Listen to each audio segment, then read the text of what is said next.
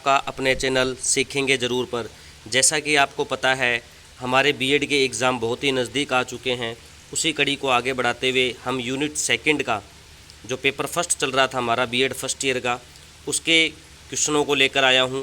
तो ध्यान रखें, बहुत ही इंपॉर्टेंट क्वेश्चन है और ये हर बार यूनिवर्सिटी एग्ज़ाम में पूछे जाते हैं। अगर आपने हमारे इससे पहले वीडियोस नहीं देखी हैं तो ज़रूर देख लीजिए, क्योंकि महत्वपूर्ण क्वेश्चनों को कराने वाला और सबसे आसान भाषा में समझाने वाला एकमात्र चैनल जो कि पूरे सिलेबस को बिल्कुल फ्री करवा रहा है। तो बिना समय गंवाए हुए हम यूनिट सेकंड के क्वेश्चन नंबर 5 पर जाते हैं। बच्चों से संबंधित परावर्तक पत्रिका किसे कहते हैं, इसका क्या महत्व है। देखो सवाल आपके सामने है, बच्चों से संबंधित परावर्तक पत्रिका किसे कहते हैं, इसका क्या महत्व है। देखो ध्यान से सुने इसका आंसर। बच्चों से संबंधित परावर्तक पत्रिका का अर्थ क्या है। वह नोटबुक या कागज का टुकड़ा जिसका प्रयोग बालक अपने स्वयं के विचारों को लिखने हेतु करता है। यानी अगर कोई बच्चा अपने विचारों को, ठीक है, उसमें क्या कमियां हैं, उसकी क्या शक्तियां हैं, उसका कौन सा स्ट्रॉन्ग पॉइंट है, उन सभी को लिखने के लिए वो जिस कागज़ या नोटबुक पर उसे लिखता है उसे क्या कहते हैं, उस बच्चे की परावर्तक पत्रिका कहते हैं। अब परावर्तक का इंग्लिश में वर्ड होता है रिफ्लेक्शन, यानी लौट कर आना।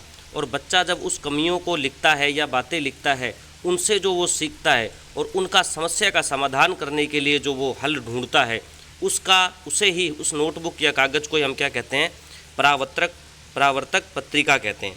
अब देखो परावर्तक पत्रिका का महत्व क्या है। परावर्तक पत्रिका बच्चों के लिए एक मुक्त ढांचा है जिसमें उन्हें लिखने का अवसर प्राप्त करती है।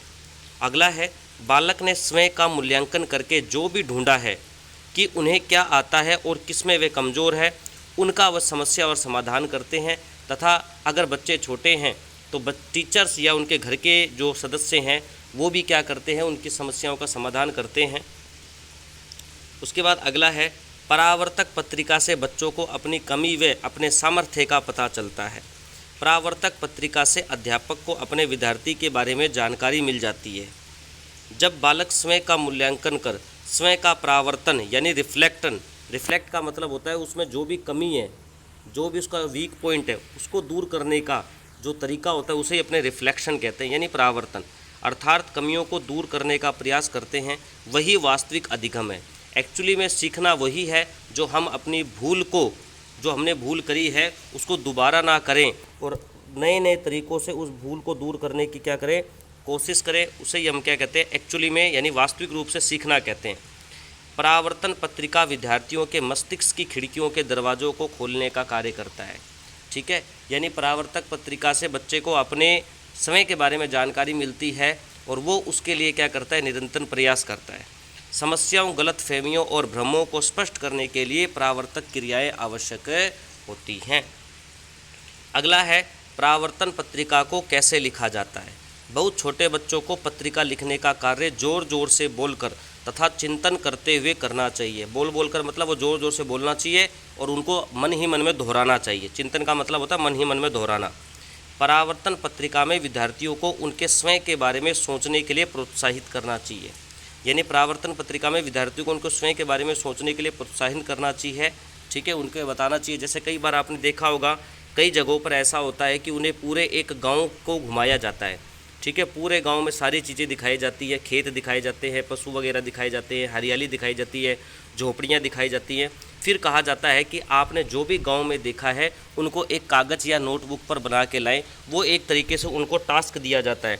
तो बच्चे उन्होंने क्या सीखा, कितना वो याद करते हैं और कितना वो समझते हैं। जो बच्चे एक बड़ी आसानी से चित्र को बना देते हैं, उसको रिप्रेजेंट कर देते हैं, उसके बारे में लिख देते हैं, इसका मतलब है बच्चों की सीखने की क्षमता बहुत ज़्यादा है। और जो बच्चे ऐसा नहीं कर पा रहे हैं, इसका मतलब उन्होंने या तो उसकी ओर ध्यान नहीं दिया है या वो सही से सीख नहीं पाए। पत्रिका एक नियमित गतिविधि के रूप में हो। पत्रिका में बच्चों को अपनी कमजोरी तथा ताकत को लिखना चाहिए।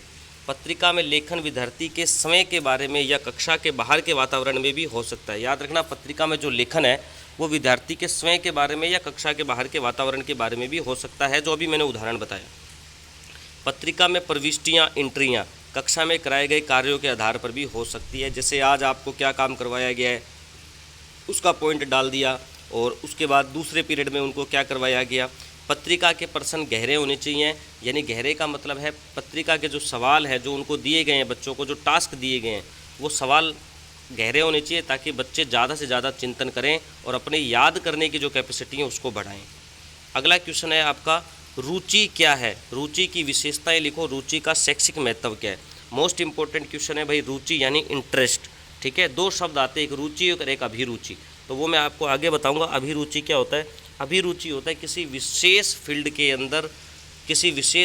अंदर अपना एक तरीके से किसी विशेष फील्ड के अंदर अपना ध्यान देना, जिसकी वजह से हम उसको अपना आगे कैरियर भी बना सकते हैं, वो अभिरुचि होता है, यानी एटीट्यूड। रुचि का अर्थ, रुचि का अर्थ किसी वस्तु क्रिया को पसंद करना तथा उससे संबंध रखना है। रुचि की विशेषताएं क्या है? रुचि तथा व्यवहार का गहरा संबंध है। रुचि के अनुसार हर व्यक्ति सामाजिक, राजनीतिक या धार्मिक मामलों के प्रति अपनी प्रतिक्रिया करते हैं।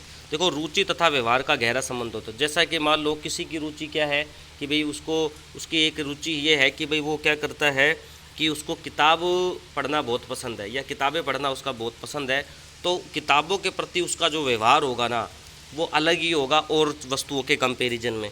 ठीक है, तो यानी कहने का मतलब है रुचि तथा व्यवहार का गहरा संबंध है।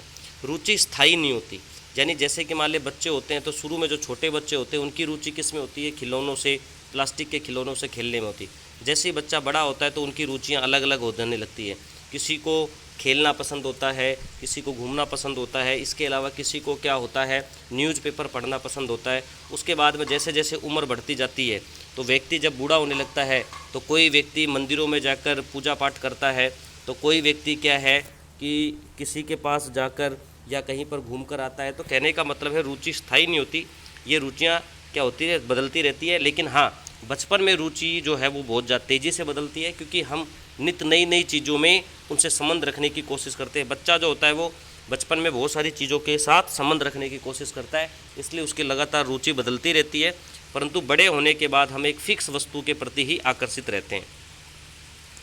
रुचि के अनुसार कार्य करने से लर्निंग प्रोसेस में आने वाली बाधाएं स्वयं दूर हो जाती हैं।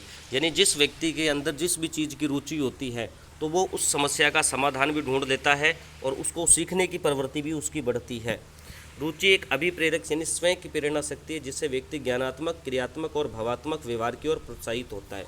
देखो, रुचि एक अभिप्रेरक शक्ति है। जैसे कि मान लो मुझे अखबार पढ़ना बहुत पसंद है, ठीक है, तो ये मेरी स्वयं की प्रेरणा से आता है कि भाई मुझे अखबार पढ़ना, इसकी सारी जानकारी होनी चाहिए। ठीक है, तो जिससे मुझे उस अखबार पढ़ने से ज्ञान भी प्राप्त होता है। ठीक है, और उसके अलावा क्या होता है कि उस क्रियात्मक शक्ति भी बढ़ती है और भावात्मक यानी मेरा भाव भी उसके प्रति बढ़ता है। लर्निंग, अधिगम व इंटरेस्ट, रुचि में गहरा संबंध है। बिल्कुल सही बात है, जिस चीज़ में आपकी रुचि अच्छी होगी उस चीज़ को सीखने की प्रवृत्ति भी आपकी ज़्यादा होगी, यानी लर्निंग और इंटरेस्ट में तो संबंध होता ही है। रुचियाँ जन्मजात भी हो सकती हैं तथा इन्हें अर्जित भी किया जा सकता है। जन्मजात का मतलब ये होता है कि जैसे किसी व्यक्ति की रुचि जो है वो अपने मान सकते हैं अखबार पढ़ने में है, तो उसका जो बच्चा है उसको भी किताबों से ज़्यादा प्रेम है या किताबें पढ़ना या उसको अखबार पढ़ना भी ज़्यादा पसंद है, तो वो जन्मजात भी हो सकते हैं और इनके अर्जित भी किया जा सकता है। ज़रूरी नहीं है कि जो रुचि आपको जन्म से ही मिले। ठीक है, यानी कहने का मतलब है कुछ रुचि ऐसी होती है जो आप जन्म के बाद भी प्राप्त करते हैं। किसी वस्तु में रुचि होने के कारण हम उसकी व्याख्या आसानी से कर सकते हैं। बिल्कुल सही बात है, जिस भी चीज़ में आपकी रुचि ज़्यादा होगी, ऑब्वियस सी बात है उसका ज्ञान आपके पास ज़्यादा होगा, तो आप उसको बड़ी आसानी से एक्सप्लेन कर सकते हैं। रुचि हमारी आवश्यकताओं, इच्छाओं व लक्ष्यों से जुड़ी होती है। बिल्कुल सही बात है कि हम इससे अपने लक्ष्य से भी जोड़ सकते हैं। ठीक है, तो ये कुछ महत्वपूर्ण क्वेश्चन थे जो मैंने आपको बताए। अगर आप हमारे चैनल पर पहली बार विजिट कर रहे हैं तो प्लीज़ चैनल को सब्सक्राइब कर लीजिए, क्योंकि हमारे द्वारा यूट्यूब पर बिल्कुल फ्री कोर्स कराया जा रहा है बीएड का, जिसमें हम लगातार आपको यूनिट वाइज आपको कंटेंट प्रोवाइड करा रहे हैं। जय हिंद, जय भारत।